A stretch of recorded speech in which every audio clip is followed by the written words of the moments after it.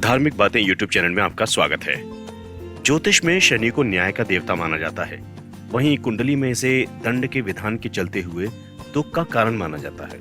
शनि के कर्म के आधार पर दंड की प्रकृति के चलते हर कोई शनि का नाम सुनते ही डर जाता है, जबकि जानकारों के अनुसार शनि केवल आपके द्वारा किए गए गलत कामों के आधार पर ही आपको दंड देते हैं। जहां एक और आम जन शनि को अत्यंत बुरा ग्रह मानते हैं, उससे डरते हैं, वहीं ज्योतिष के जानकारों का कहना है कि शनि दंड के विधान के तहत जहां लोगों को अर्श से फर्श तक ले जाते हैं, वहीं यदि आपके कर्म अच्छे रहें और शनि आप पर प्रसन्न है तो वे फर्श से भी लोगों को अर्श तक पहुंचा देते हैं।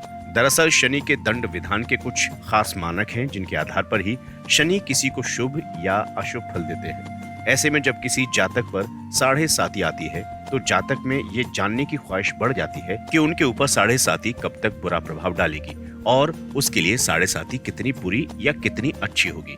लेकिन क्या आप जानते हैं कि शनिदेव की 7.5 प्रारंभ होना या शनि की ढैया का लगना ये सब तभी हानिकारक हो सकते हैं जब शनि की महादशा या अंतरदशा चल रही हो, जन्म कुंडली में खराब भावों का सूचक हो या दशा या अंतरदशा नहीं चल रही है तो शनि अशुभ नहीं होता। दरअसल जातक को हानि नहीं पहुंचाता, केवल देखता है कि कौन अनुचित और पाप के कार्य कर रहा है। उनको अपनी दशा अंतरदशा में या 7.5 के दौरान ही उन सब का फल देता है।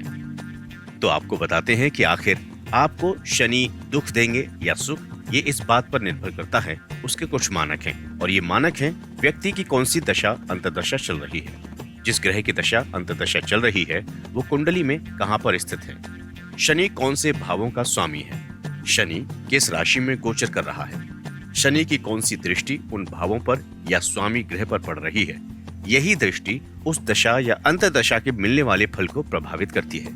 चंद्रमा का गोचर क्या है, जन्म कुंडली में चंद्रमा किस भाव का स्वामी है, चंद्रमा कुंडली में शुभ भावों से संबंध रखता है या अशुभ भावों के साथ, जन्म कुंडली में चंद्रमा किस राशि में है, राशि के शुरू में है, शुरू के अंशों में या मध्य में या किसी और स्थिति में। चंद्रमा और शनि के अंशों को भी देखना बहुत आवश्यक होता है। शनि किस भाव का स्वामी है, किस किस भाव पर शनि का प्रभाव है जिससे जातक प्रभावित हो सकता है। जन्म कुंडली में शनि किस अंश पर है, कौन सा नक्षत्र है, उस नक्षत्र का स्वामी ग्रह कौन है, स्वामी ग्रह किस भाव का स्वामी है, यही सभी देखना बहुत इंपॉर्टेंट हो जाता है। तभी आप ये डिसाइड कर पाते हैं कि आपके ऊपर शनि कुछ गलत प्रभाव डालेंगे या कुछ सही करेंगे। अब सवाल उठता है कि शनि ग्रह कितना शुभ या अशुभ है। शनि ग्रह जितना कष्ट और हानि देता है उतना ही लाभ, यश और सम्मान भी देता है।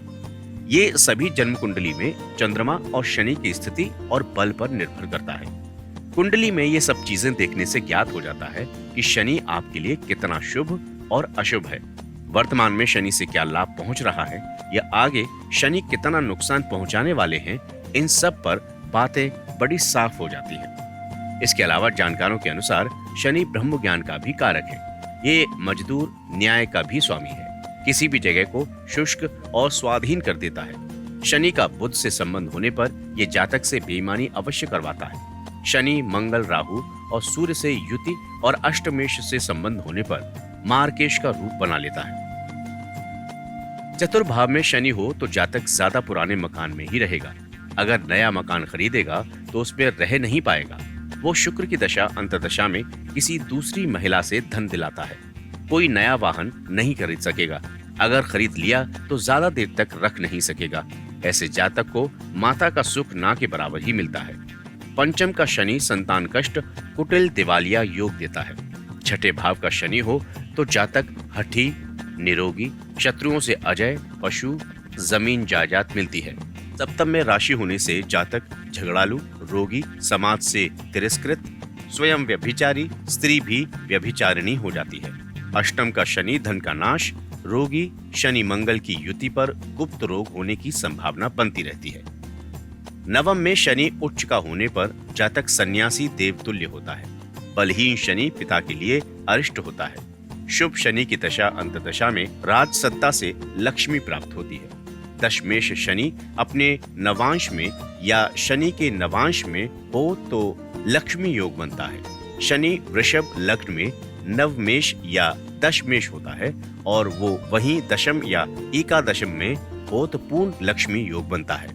शनि की युति का प्रभाव। शनि शुक्र की युति चतुर्थ होने पर जातक को मित्रों और स्त्रियों से धन प्राप्त होता है।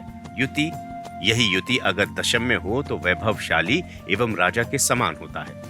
अगर शनि गुरु की युति हो तो दोनों एक दूसरे बृहस्पति के प्रभाव को ले लेते हैं, मतलब शनि पर बृहस्पति का प्रभाव आ जाता है तो बृहस्पति पर शनि का।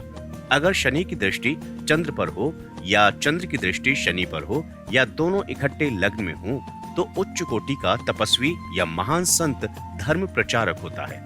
मेष लग्न या मेष राशि में हो या मेष, मिथुन, कर्क, सिंह, वृश्चिक, धनु व मीन का शनि जन्म कुंडली में हो तो जातक को किसी खास विषय पर महारत हासिल होती है। वहीं साढ़े साथी के दौरान अगर किसी भी जातक की जन्म कुंडली में चंद्रमा पूर्ण बली उच्च वृषभ राशि में हो या स्वराशि का हो तो शनि के शुभ प्रभावों को चंद्रमा काफी कम कर देता है।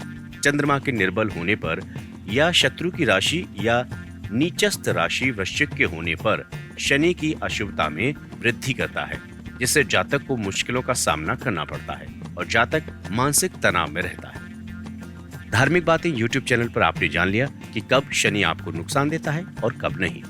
इस तरह की लेटेस्ट जानकारी के लिए आप धार्मिक बातें यूट्यूब चैनल को सब्सक्राइब जरूर करें। नमस्कार।